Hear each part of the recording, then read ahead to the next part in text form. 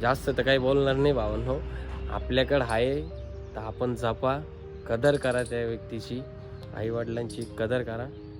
त्या व्यक्तीला नाही भेटलं तर त्यांनी अक्षरशः टेडीमध्ये आईबापाचं प्रेम शोधत होता. तर जय महाकाल भावांनो. भावांनो, खाली दिलेला फक्त फोटो बघा. आणि जो फोटो आहे ना भावांनो, तो जापानमधल्या प्राणी संग्रहालयामधलं एक चिमुकलं बाळ आहे. म्हणजे त्या माकडाची लाईफ अशी झालेली आहे ना, का आईने जन्म दिला भावांनो, आणि त्यानंतर त्याच आईने त्याला स्वीकारलं पण नाही, लांब करून टाकलं. अक्षरशः कोणीतरी एक चांगला व्यक्ती होता, त्या व्यक्तीने एक टेडी टाकला. त्या टेडी टाकल्यानंतर त्या टेडीमध्ये अक्षरशः ते चिमुकलं बाळ आईचं प्रेम शोधत होतं. म्हणजे अक्षरशः जर खेळत असलं तरी त्याच्यासोबत, त्यानंतर जेवत असलं तरी त्याच्यासोबत, त्यानंतर झोपणार असेल तर त्या टेडीच्या कुशीत जाऊन झोपत होतं. त्याचं कारण काय माहिती का भावांनो? फक्त का त्यांची जी टोळी होती पूर्ण, जी माकडांची जेवढी फॅमिली होती तिथं, त्या माकडांच्या फॅमिलीने सुद्धा त्याला स्वीकारलं नाही. आईने तर साईडला केलंच होतं, बट जे माकडांची जी फॅमिली होती त्यांनी सुद्धा स्वीकारलं नाही. अक्षरशः त्या माकडाच्या छोट्याशा पिल्लाला सगळे जे माकडं होते ते मारायचे, असे ओढत ओढत घसडत न्यायचे. म्हणजे एवढं वाईट वाटत होतं ना भावना, अक्षरशः म्हणजे मी ती व्हिडिओ बघितली, असं मधून रडू येत होतं नाही का खूप. आणि बरेचसे जण मी काही रील्स बघितल्या त्याच्यामध्ये पण दिसतंय का लोक डायरेक्ट रडतंय.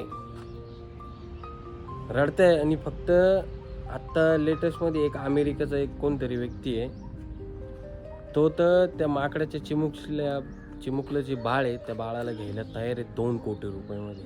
विचार करा. म्हणजे त्याला स्वीकारलं नाही म्हणून. आणि त्याची परिस्थिती कोणालाच बघवत नव्हतं नाही का. आणि सध्याच्या पिरियडला जी त्याची टोळी होती भावना, त्या टोळीने पण आता त्याला स्वीकारलेलं आहे. म्हणजे जे प्रेम पाहिजे ते प्रेम त्याला भेटतंय. बट स्टार्टिंगला त्यांनी जे दिवस काढले, एवढे वाईट दिवस, त्याच्यावरून आहे ना भावना, मला ते एकच कळतं का ह्या जगात कोणीच कोणाचं नसतं नाही. ह्या जगात कोणीच कोणाचं नसतं. म्हणजे अक्षरशः त्या माकडाला बघून आहे ना भावनो, मला सुद्धा रडू येत होतं. एवढं वाईट वाटत होतं त्या, एवढे हाल त्याचे. अक्षरशः जे व्यक्ती तिथले जे डॉक्टर होते, त्यानंतर जे त्यांना जेवण वगैरे पुरवायचे, त्यांच्यासोबत खेळायला बघायचं ते छोटंसं बाळ, त्यांच्यासोबत खेळायला बघायचं. विचार करा. त्यांना लटकायचं वगैरे हे ते. आणि ते एकदा आले का त्यांचा पिछा सोडत नव्हता. आणि ते गेल्यानंतर भावांना त्याची लाईफ म्हणजे फक्त एकच झाली होती का तो टेडी. फक्त ती टेडीच त्याची लाईफ झालेली होती. म्हणजे त्या टेडीमध्येच तो आहे ना आपल्या आईचं प्रेम शोधत होता. म्हणजे मनुष्य प्राणीच असा नाही आहे का ज्याला आईचं प्रेम लागतं.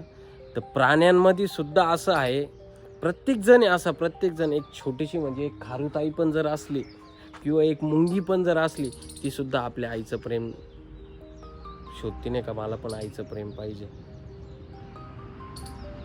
जास्त तर काही बोलणार नाही भावांनो. आपल्याकडं आहे तर आपण जपा, कदर करा त्या व्यक्तीची, आईवडिलांची कदर करा. त्या व्यक्तीला नाही भेटलं तर त्यांनी अक्षरशः टेडीमध्ये आईबापाचं प्रेम शोधत होता.